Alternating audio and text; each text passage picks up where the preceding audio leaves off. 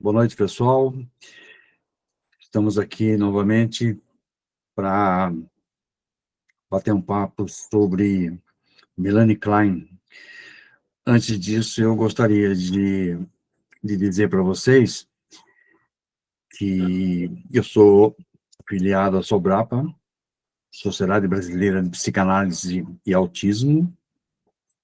É através dessa sociedade que eu estou aqui para fazer essa conversa com vocês, essa interlocução, né? Que eu vejo com uma tamanha importância. E eu até pediria para você, que é psicanalista, vocês que estão aí prestigiando, que assistem às lives, às rodas de conversas, mesas redondas, enfim, muita gente tem participado dessas apresentações, mas não tem se filiado ao Sobrapa. Então é bom que vocês se filiem para a gente fazer essa sociedade crescer, que vai ser bom para todos nós, né? E agradeço mais uma vez a atenção do Márcio por isso, né? Eu tenho esse compromisso quinzenalmente, às terças-feiras. Primeiramente, eu comecei falando sobre o Winnicott, e depois de algumas aulas, eu passei a falar com vocês sobre Melanie Klein. E hoje eu vou dar continuidade a uma, a uma teoria, eu não diria paralela, né? Mas assim, uma continuidade ao pensamento da Melanie Klein, que eu não havia falado antes, mas que é de extrema importância, né? É de conhecimento de quase todos, né? Que é a Melanie Klein. Ela bebeu na fonte de Freud, né? Com certeza. Depois os pós-kleinianos também seguiram essa pegada. E não tem como não falar de Melanie Klein, que é praticamente a fundadora da psicologia infantil, né? A psicanálise infantil. E eu diria que o desenvolvimento infantil está muito calcado na teoria dela. E além do Winnicott, né? Foi nessa sequência, né? Freud, Klein, Winnicott, Bion, contemporâneo deles, e outros depois, né? Que eu pretendo hoje, por exemplo, citar alguns pós-kleinianos que também seguiram a, a trajetória dela, né? Seguiram, beberam na fonte kleiniana, porque eu já disse várias vezes aqui, nas minhas falas, que não tem como não estudar, né, a Melanie Klein no contexto do tripé psicanalítico, né? Teoria, supervisão e análise pessoal. Nós psicanalistas, né, estamos diretamente concatenados com isso. Então, eu sequer não vejo como não estudar Melanie Klein, Winnicott, Bion, né, Lacan também, não necessariamente nessa ordem, mas, assim, né, as noções básicas desses psicanalistas que norteiam o nosso dia a dia, né, o nosso viés psicanalítico. Então, uma coisa muito interessante que eu gostaria até de começar dizendo sobre a questão do inconsciente. Antes de entrar no histórico da Melanie Klein, falar sobre o inconsciente, né? Pouquinha coisa, mas assim, é, não tem como não ressaltar isso, não tem como trazer à tona essa questão do inconsciente, porque às vezes a gente ouve aí, né, que é uma caixinha, né, uma caixinha, um arquivo, onde as coisas ficam reprimidas, né, ficam recalcadas. Mas eu vejo que o inconsciente é uma estrutura, né, uma estrutura nessa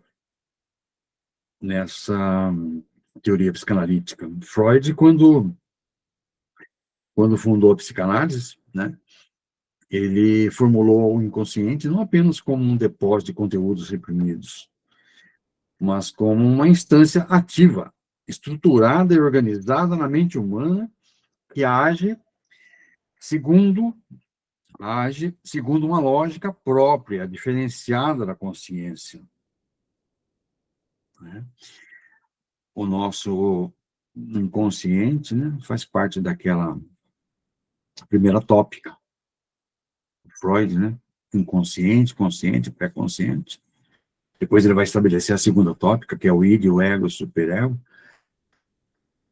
Toda essa nomenclatura, tudo isso faz parte do repertório psicanalítico, né? Não tem como fugir deles, né? Ou fugir dessas terminologias. E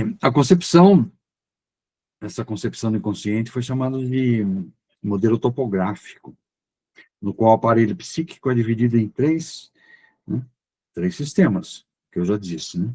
Consciente, pré-consciente e inconsciente. E é uma estrutura, né? Não é um local, não é um lugar, é uma estrutura. O Freud definiu o inconsciente como uma verdadeira realidade psíquica e, e funciona como um sistema dotado de estrutura própria e regras operacionais específicas que regula o comportamento mental inconsciente. É uma instância dinâmica onde se organizam conteúdos psíquicos reprimidos, desejos, lembranças e impulsos que não podem acessar o consciente diretamente, devido à censura psíquica. Por que eu estou falando isso para vocês, né? Vocês podem perguntar, mas, poxa vida, né? Não é Melanie Klein? Sim, Melanie Klein. Ela vai se apropriar também desse repertório, né? E ao lado do Freud, o Lacan elaborou também a ideia de inconsciente estruturada como uma linguagem. O Lacan bebeu na fonte saussuriana, né? Do Ferdinand Saussure, da linguística, pai da linguística. Uma linguagem como um discurso, enfatizando que o inconsciente opera como um texto ou discurso e é governado por uma lógica que se assemelha à gramática e à estrutura da linguagem humana. Olha que interessante, nós já falamos disso algumas vezes, né? A, a linguagem, né, ligada ao inconsciente, o Lacan trabalha muito bem essa questão, né? A gente fala, a gente tem o significante, tem o significado, e então, na, na linha lacaniana, essa linguagem, ela, ela opera, né? Porque nós até nos nossos atendimentos, né? Linguagem verbal, não verbal, e essa linha discursiva é carregada de significantes e significados, né? E o inconsciente, segundo Lacan ainda, né? obedece a processos próprios, como o processo primário, que é diferente dos processos lógicos da consciência. Não existe uma logicidade no inconsciente, né? Vem, né? Isso vem, surge, aparece, né? O inconsciente opera por mecanismos de defesa, como recalque, que mantém certos conteúdos fora do acesso consciente. Então, quando Freud trabalhou com os sonhos, né, naquele livro dele, Interpretação dos Sonhos, ele fala muito dessa questão, né, do inconsciente, que os sonhos refletem também parte da realidade nossa, né, e atua de forma dinâmica, influenciando pensamentos, sentimentos e comportamentos, apesar de sua inacessibilidade direta à consciência.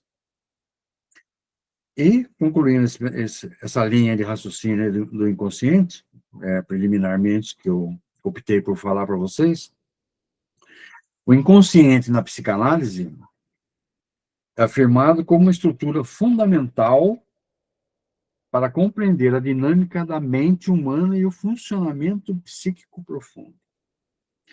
Então, encerrando essa parte de inconsciente,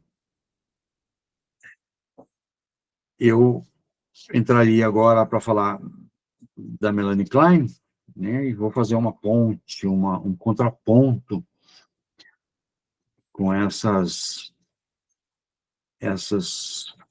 ideias que eu passei para vocês, né?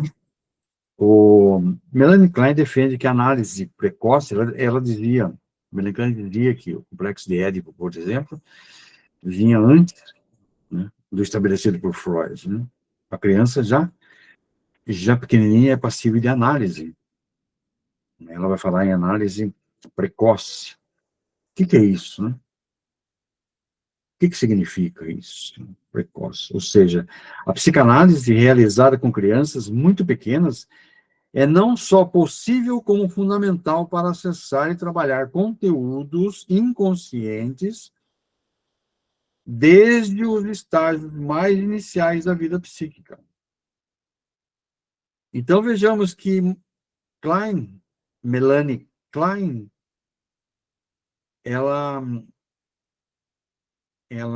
discorda, né, se eu posso dizer assim, discorda um pouco do Freud com relação Freud estabelece as fases, né, fase oral, anal, fálica, latente e genital, 5 fases, que nós sabemos da linha da sexualidade dele, né, que ele traz para nós. A Melanie Klein, ela estabelece posições, né? Depois nós vamos falar um pouquinho sobre a posição também esquizo-paranoide e a posição depressiva, que nessa posição esquizo-paranoide, ela vai deixar claro para nós, é onde acontece a divisão. Esquizo, grego, é divisão, né? Divisão do bom e do mal, né? E depois nós vamos alinhavar melhor essa questão, né? Sempre que a gente fala de posição esquizo-paranoide e, por exemplo, a posição depressiva, né? Isso está na literatura de Klein e está na sua linha de raciocínio psicanalítico. Melanie Klein foi pioneira ao introduzir técnicas adequadas ao universo infantil, especialmente o brincar, né? Eu falei ontem, até conversava com vocês sobre aquele livro, né, Brincar, do Winnicott também tem, e ela usa muito essa questão dos brinquedos, né, dos objetos, para que a criança manifeste, né, o seu inconsciente até através dos desenhos. E, e acessar também as fantasias, né? Fantasias inconscientes. Ela, essa teórica aí, fundamental para o nosso estudo, né? Da psicanálise infantil. E através das brincadeiras, a criança acessa o analista, né? Acessa as fantasias inconscientes, ansiedades, defesas primitivas, que já se manifestam nos primeiros anos de vida. E ela, na teoria da Melanie Klein, né, dessa análise precoce, ela considerava que os processos psíquicos mais importantes, como as posições esquizoparanoide e depressiva, é bom que nós enfatizemos sempre essas duas posições, né, porque elas estão implícitas no estudo psicanalítico de Melanie Klein, né? Então,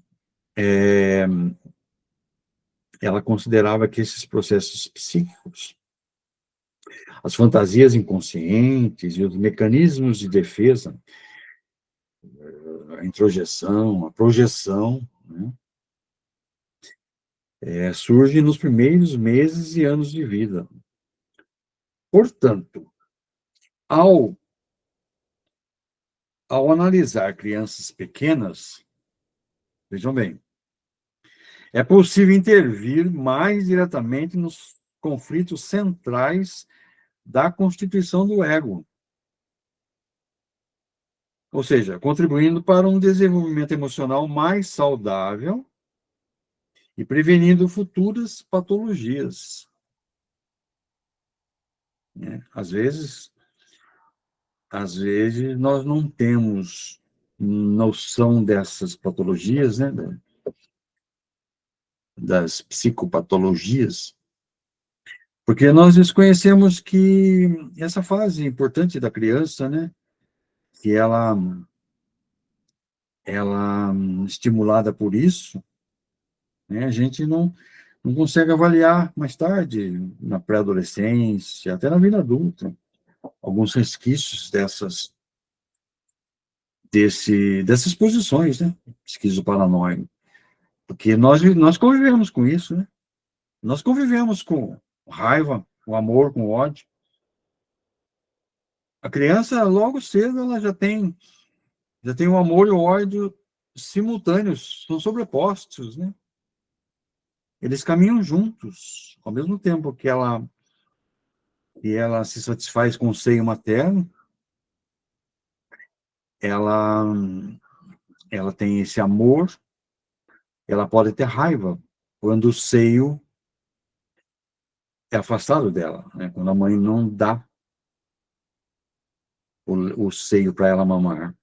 Então, esse misto, né, de, desses dois sentimentos, né, e outros, né, inveja, enfim, esses conflitos todos, eles, eles aparecem, né, para a constituição do ego. E ela, nessa técnica do brincar, que a Melanie Klein traz, através da brincadeira, né, a criança se manifesta, ela traz para nós, né. Eu vou abrir um parênteses aqui para falar para vocês que eu atendi uma criança de 6 anos, certa vez, e, e a criança ela ficava rodando na sala, né, no setting terapêutico. Ela ficava rodando, ela ia para lá, mexia aqui, mexia ali, mexia no colar, mexia em tudo, nos livros. Ela mexia, e eu falei assim: você gosta de pintar, né? Gosto. Aí dei um estojo para ela de canetas coloridas e dei uma folha para ela, um A4, né? Sulfite A4 para ela desenhar. e pintar. E ela se entreteve nisso aí, 15 minutos, desenhou. Eu falei para ela, desenha para mim a sua família, né? E ela usou, eu percebi que ela usou as canetas, as cores mais fortes do estojo. E ela pintou, ela desenhou a família, né? A mãe segurando a mãozinha de um bebê, né? De uma criança pequenininha, e o pai lá no canto da folha, lá em cima, pai distante. Perguntei para ela, quem que é esse aqui? É meu pai. Por que ela desenharia isso, né? A mãe de mão dada com ela e o pai distante. Havia algo aí para a gente estudar, né? Com certeza. Havia algo aí para a gente analisar, né? Depois eu não sei por que cargas d'água, a mãe retirou a menina, não, acho que houve 2 sessões somente, depois não trouxe mais. Mas assim, brincar, né? Brincar. E o lúdico faz parte desse contexto. Para Melanie Klein, para realizar essa análise precoce, ela desenvolveu o método do brincar terapêutico, adaptando o setting e as intervenções ao universo simbólico da criança, né? Brinquedos, desenhos e situações lúdicas tornaram-se ferramentas fundamentais para que a criança possa simbolizar, ou pudesse simbolizar, né? Externalizar e elaborar seus conflitos internos, permitindo ao analista interpretar e atuar sobre esses conteúdos, que eu acabei de dizer, né? Então, para quem trabalha com crianças, né, é extremamente importante conhecer as teorias winnicottianas e kleinianas. Qual que é o impacto, né, que a teoria psicanalítica kleiniana ou que essa análise precoce causa, né? Que impacto é esse? Transformou a visão da psicanálise sobre a infância. Ela estabeleceu que o inconsciente infantil é ativo, pulsante e acessível, e que as intervenções feitas nos primeiros anos podem ter impacto profundo no desenvolvimento psíquico, favorecendo, inclusive, a prevenção de problemáticas graves no futuro. Ora, se nós tivermos noção, né, numa, numa análise terapêutica, numa terapia com criança, tivermos noção desses conflitos, dessas passagens, dessas manifestações, fantasias, desenhos, brinquedos, através do brinquedo, né? Às vezes a criança fica irritada, ela rasga o papel, tudo isso tem uma explicação, né? É bom que a gente tenha a ideia, né? Quem trabalha com criança, é extremamente importante saber disso. Você visualiza, né? Problemas que futuramente poderão ser minimizados, né? Eu não vou dizer que eles serão eliminados, mas minimizados, porque a posição esquizoparanoide, ela nos acompanha até o fim da vida, né? Quais de nós não tem problemas de momentos de raiva, né? De rancor, de discussões? Haja vista várias discussões entre parceiros, né? Casais, e isso se coloca em diversas situações do cotidiano nosso, né? Então, nós temos repercussão dessa posição depressiva, esquizoparanoide, na vida adulta com bastante frequência, né? Para a Melanie Klein, a análise precoce amplia seriamente as possibilidades terapêuticas e aprofundou a compreensão da constituição do psiquismo desde seus primórdios, influenciando até hoje as práticas clínicas com crianças. Então, e muitos teóricos, né, posteriores a Melanie, eles seguiram foram influenciados por essas teorias, né? Os objetivos, eu diria para vocês, quais os objetivos dessa análise precoce, né?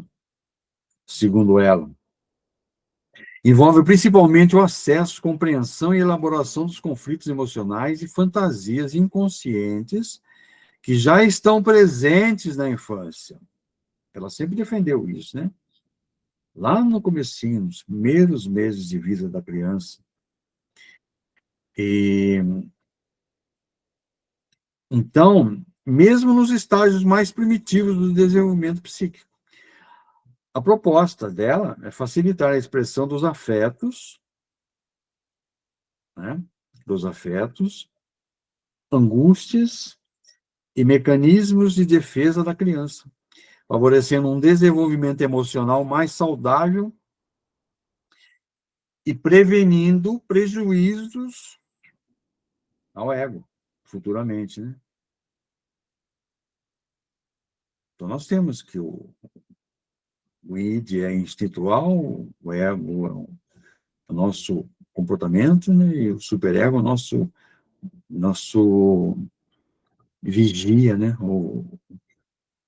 Aquele que estabelece as leis, as regras, né? O nosso superego está sempre vigiando, é um vigilante nosso, né? Então, nós temos aí o ego que fica no ponto de equilíbrio, né? Você tem o id que você faz, naturalmente, os instintos, e você tem o superego que está vigiando, e tem o ego que fica no meio ali, contrabalançando, tal, para ver se há um equilíbrio, né? E quando a Klein fala que tornar acessíveis e simbolizáveis as angústias e fantasias inconscientes, promovendo sua expressão e elaboração em ambiente terapêutico seguro, ela, ela acrescenta que isso ajuda a promover o desenvolvimento de um ego mais integrado, ajudando a criança a lidar melhor com sentimentos de amor, ódio, culpa e ansiedade, já presentes na relação com os primeiros objetos, principalmente a mãe. A criança, de certa forma, o bebê, né, ele tem contato com os objetos, com 3 objetos, eu diria, né? O primeiro objeto dele na sua totalidade, é a mãe, porque para ele, quando ele está mamando, ele está com a mãe é uma só, né? Ele e a mãe é um corpo só. Então, esse objeto, o primeiro objeto dele é a mãe, o seio materno. O segundo objeto, né, que o bebê tem contato, são as partes do objeto. As mãos da mãe, o carinho, o olhar, o banho, né? A fralda. Então, são partes da mãe, partes daquele todo. E o terceiro objeto são os seres inanimados. Não é verdade? É muito comum a criança, né, se identificar com um brinquedinho de pelúcia, com um animal, né? Com um animal não, aí não seria inanimado, mas com os objetos, né? Um cubo, uma bola, enfim. Isso até remete àqueles objetos transicionais que nós conhecemos, né? Não é muito difícil a gente observar a criança que tem uma chupeta, ela fica com a chupeta passando no nariz, ela fica com aquela chupeta o tempo todo penduradinha, às vezes 2 chupetas, né? a fralda, aquela fralda encardida que a criança leva para todo lado, aquilo é um objeto transicional que remete à mãe, ao cheiro da mãe, ao cheiro do leite, né? Então, é uma ligação intrínseca aí desses objetos inanimados, que ela tem uma ligação ao seu psíquico. Olha que coisa interessante, né? A figura da mãe é primordial, por isso que, às vezes, né, a, se a mãe, por exemplo, estiver amamentando a criança e pega o celular, não é muito difícil de a gente perceber isso, né? Pega o celular e fica conversando no celular e tal, e não dá atenção para o bebê mamando no seu seio. Esse desvínculo pode causar uma raiva na criança, né? O bebê pode se sentir desalojado, pode se sentir desprezado, pode se sentir distante da mãe, né? Que é a mãe que ele ama e que, ao mesmo tempo, ele odeia. Porque eu já disse que eles, amor e ódio, né, estão sobrepostos, estão, né? Então, intervir nas fases cruciais do desenvolvimento, especialmente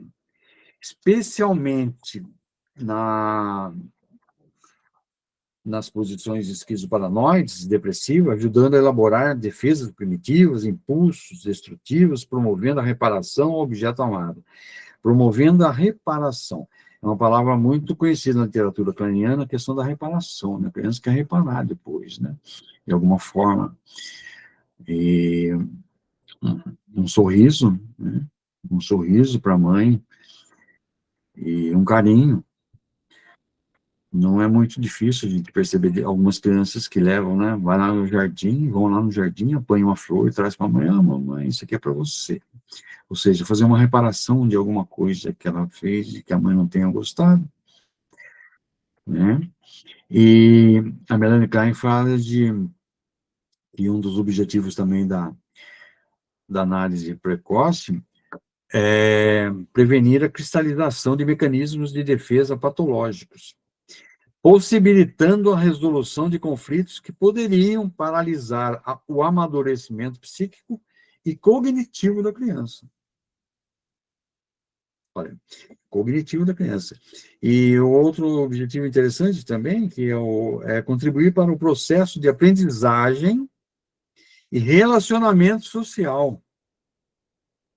Uma vez que, segundo ela, Klein, angústias inconscientes podem dificultar o contato da criança com a realidade externa e prejudicar seu desenvolvimento global. Vejam que é crucial essa fase, né? Esse período, né, do bebê. O Winnicott fala da mãe suficientemente boa, tem a mãe suficientemente boa e a mãe insuficientemente boa. O Winnicott trabalha bem com essa linha, né?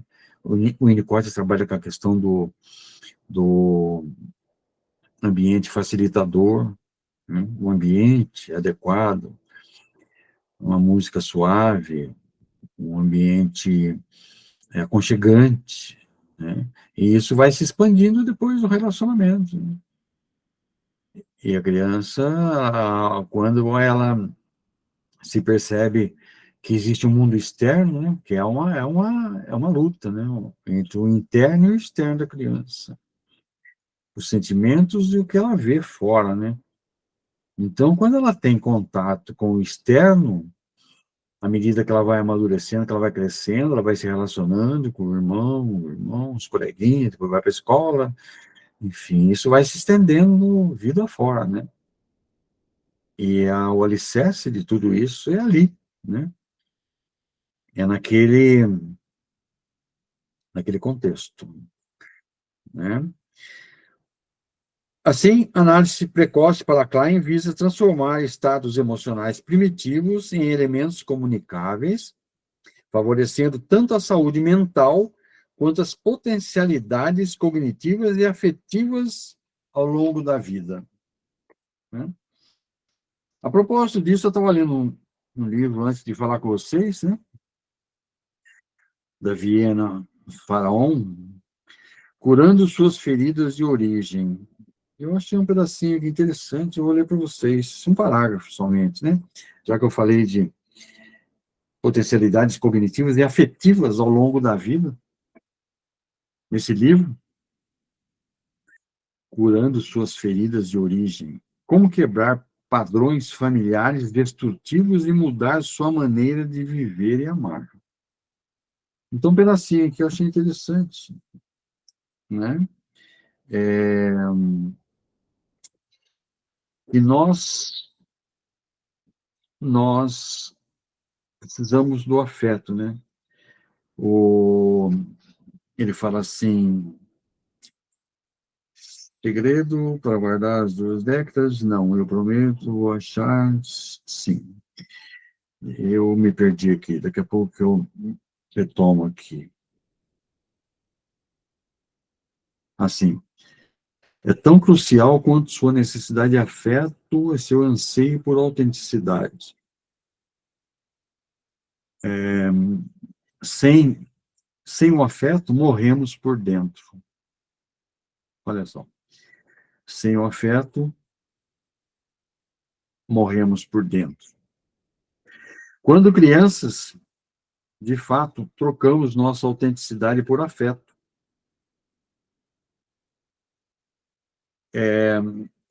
Fazer silêncio acalma a mamãe. Concordar mantém a paz. Ajudar a mamãe deixa menos triste. Então, são detalhes que a gente vai percebendo nessa questão do afeto, né? O, nós fomos programados para o afeto. Nós fomos programados para o afeto. O afeto é necessário para a nossa sobrevivência. E a necessidade do afeto, a necessidade de ser amado, desejado, escolhido, protegido e priorizado supera todo o resto. Então, eu li nesse livro aqui, esse pedacinho que me chamou a atenção. Fez uma ligação com isso que eu estou falando para vocês, né? Muito bem. Já 15 minutos. Daqui a pouco eu abro espaço para a gente bater um papo e conversar, e, se possíveis, perguntas. Tem uma coisa que a Melanie Klein traz à tona, que é o desmame, né? Aquela fase da criança não mamar mais, né? O que ela diz com isso, né? Que o desmame é compreendido como um momento central, profundamente traumático e carregado de significado psíquico no desenvolvimento infantil. É como se fosse um luto, né? Você perde o contato com o seu prazer, né? Então, toda perda é um luto. Isso nem necessitaria citar isso para vocês, né? Quando você perde um parente, você perde alguém, é luto. Você perde um trabalho, é luto. Você perde alguma coisa, é luto, né? Então, a criança, ela trabalha com esse luto, né? Nesse desmame. E é traumático isso. Não se trata apenas de uma separação física do seio materno, mas de uma experiência simbólica de perda, ligada aos primeiros sentimentos de dependência, frustração e elaboração das ansiedades ligadas ao objeto materno. Né? A Melanie Klein trabalha muito bem essa questão das relações objetais, né? Objeto materno. Qual que é o significado, então, o significado psíquico do desmame? É um dos principais desencadeadores da ansiedade depressiva e dos sentimentos de culpa, pois a criança teme ter danificado ou perdido para sempre o objeto bom, o seio materno, como resultado de suas fantasias agressivas e ambivalentes. Essa ambivalência, ela está presente, né? Amor e ódio. A transição do aleitamento para a alimentação sólida exige que o bebê enfrente a ausência e lide com a separação do corpo materno, o que acarreta angústias e ativa mecanismos de defesa psíquicos importantes. Olha, nessas relações objetais que a Melanie Klein trata, né, a criança é desafiada a lidar com a perda de um objeto primário de satisfação, o que mobiliza emoções intensas de amor, ódio e culpa. Olha esse trinômio aí, né, juntos. A forma como a criança processa essas emoções influencia de modo duradouro os seus mecanismos de defesa e a dinâmica de suas futuras relações objetais. Como é que ela vai se relacionar com outras pessoas, né? Com outros coleguinhas? Como é que ela vai se por exemplo, se relacionar né, com o pai mesmo?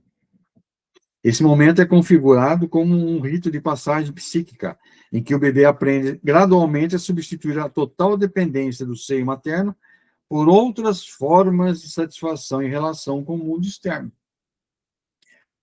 Aí ela vai convivendo com isso, né? Só para caminhar para o final,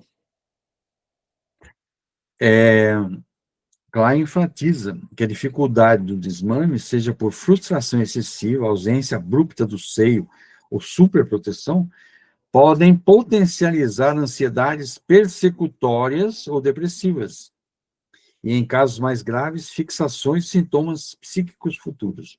Assim, o processo do desmame se mostra fundamental na constituição do ego infantil e nas primeiras fantasias sobre si mesmo, sobre a mãe e sobre o mundo externo. Resumindo, o desmame, para Melanie Klein, representa muito mais do que um acontecimento biológico. Trata-se de um marco psíquico de luto, transformação e constituição subjetiva, fundamental para a organização das experiências emocionais e das relações do objeto ao longo da vida. Tá? E deixa eu ver aqui, parece que surgiu alguma dúvida aqui, alguma coisa. Quem quer falar? A Ângela levantou a mão. Ângela, perdão. Deixa eu ver aqui. Quer falar alguma coisa, Ângela? Sim, professor. Deixa eu Você só está ver o falando... chat. Espera só um segundinho. O Eric perguntou como ficaria o desmame para quem usou só uma madeira. Muito boa pergunta. Boa noite. Tenho a mesma dúvida do Eric. Jaqueline perguntou. Tá, já respondo isso daqui. Fala, Ângela, por favor. Estou falando do desmame. O desmame, para a criança, é uma ruptura, né, muito profunda, porque ela entra numa situação que ela se sente abandonada, na verdade. Ela não só perde a fonte de alimento, né, ela tem que transferir essa sensação também da comida, que a comida também causa esse prazer, né? Sim. E o prazer inicial é o leite materno, e também abandona em relação também ao afeto, porque o aleitamento é um momento de afeto, né? Sim, com certeza. E de proteção também, né? Então, ela tem que reorganizar toda uma estrutura, né, que ela já vinha praticando, uma estrutura psíquica, e que ela tem que sair daquela dependência da mãe e se voltar para o mundo, né? Sim, Mas aí mundo externo.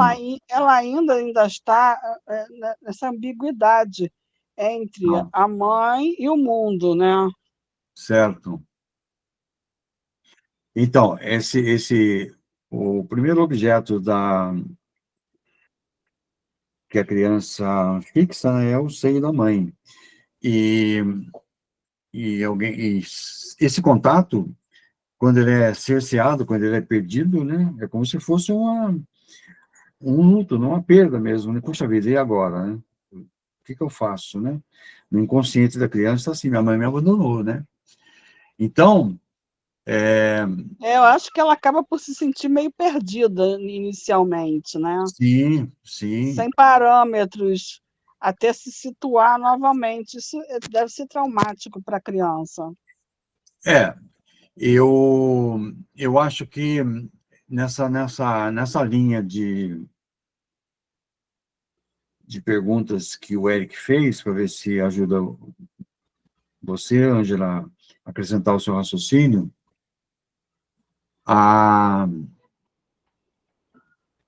para você evitar esse desmame indesejado, né, que é o caso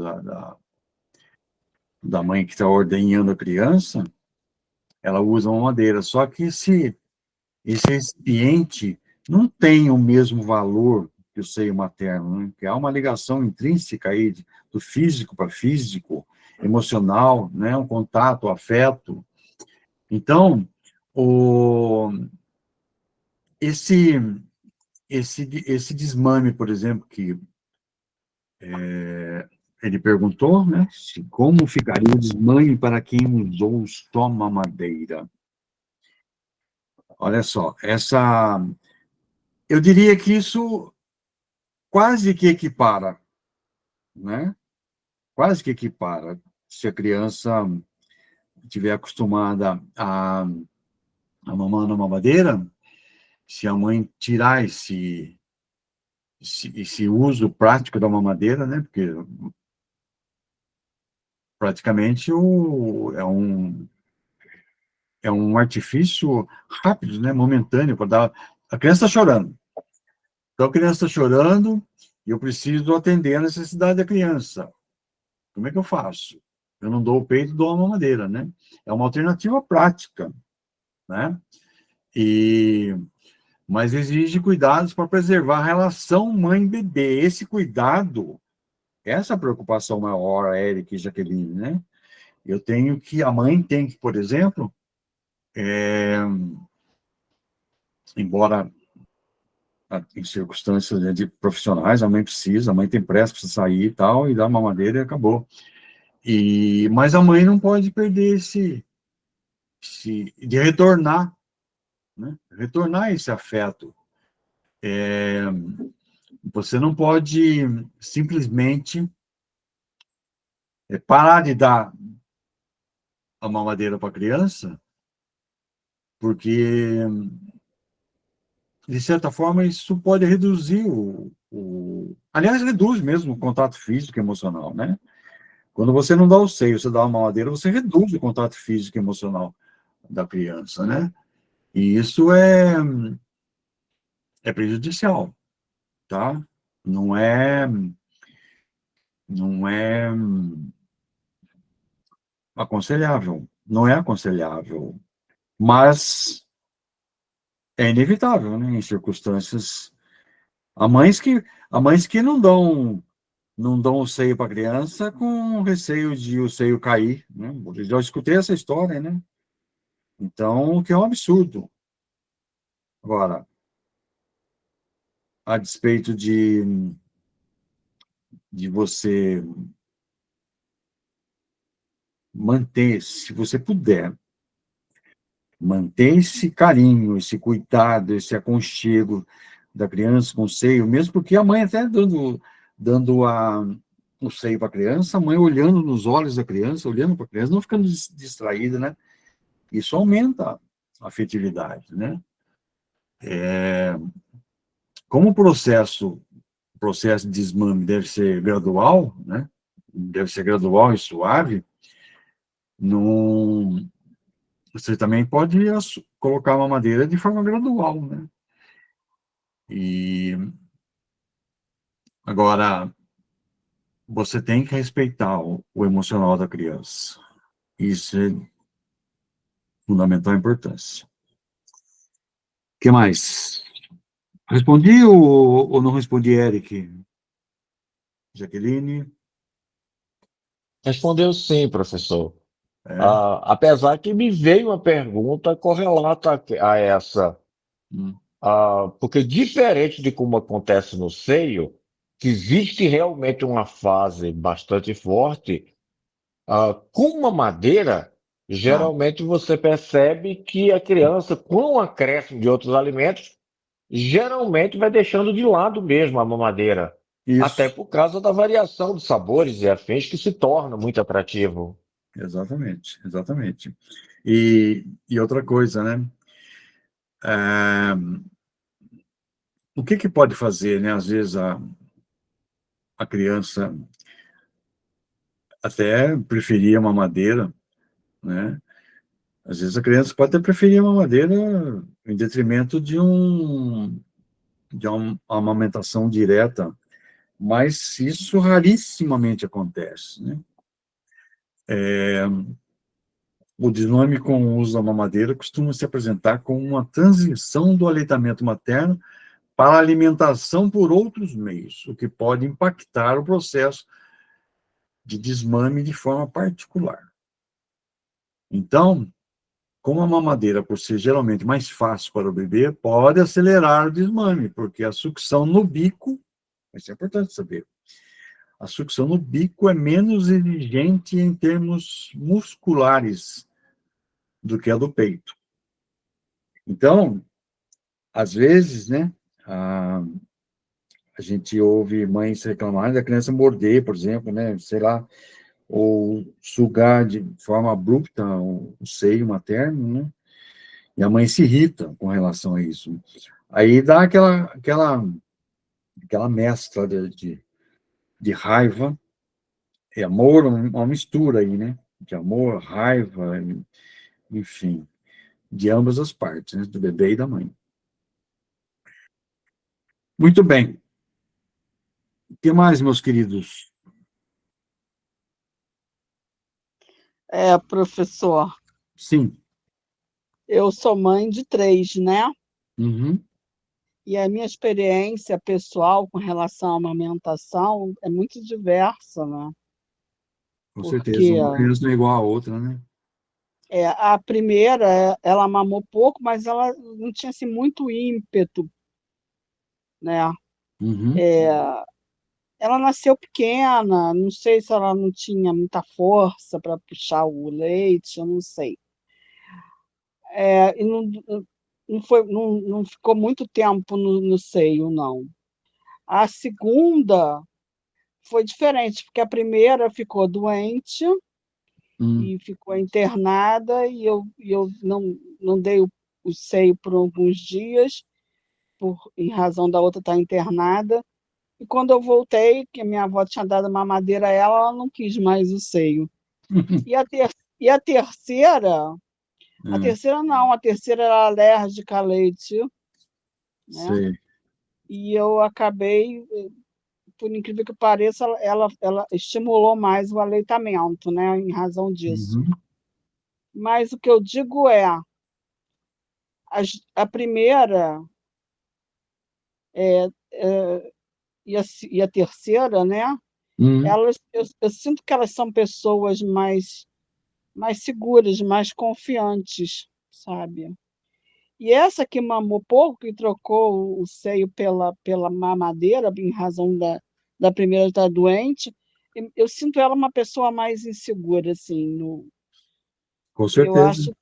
eu acho que essa ruptura, né, Uhum. esse corte, assim, abrupto no aleitamento, que também é um corte do afeto, né, e da proteção, fez com que ela se sentisse mais desprotegida, realmente. Sim. Mas foi um evento, né, um evento que as circunstâncias me obrigaram a fazer isso, então foi complicado. E eu acho ela, hoje em dia, né, uma pessoa mais insegura, mais despreparada para a vida, mais sensível, assim, as coisas nela batem mais fortes, o sofrimento é mais intenso para ela em algumas situações, que para as outras não são tão intensos assim.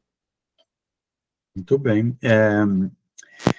Antes de terminar, pessoal, Eu gostaria de agradecer a atenção de vocês, né, por essa paciência de me ouvir novamente. Só vou voltar a falar de Klein agora, daqui a 15 dias.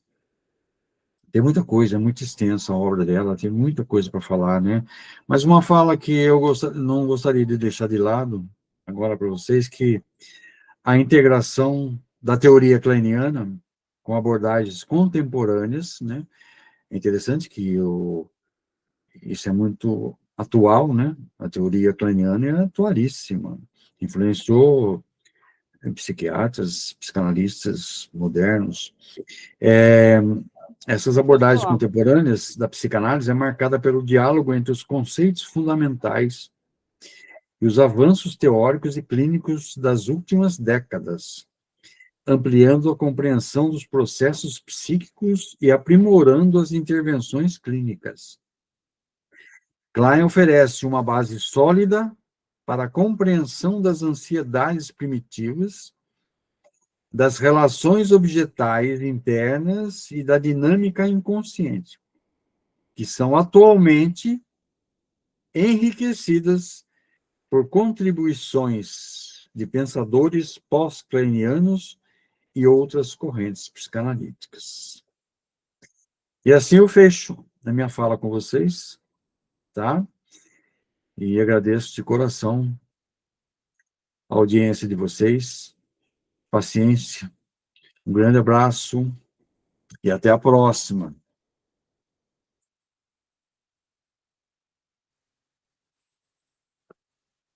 Gratidão, professor. É sempre um imenso prazer assistir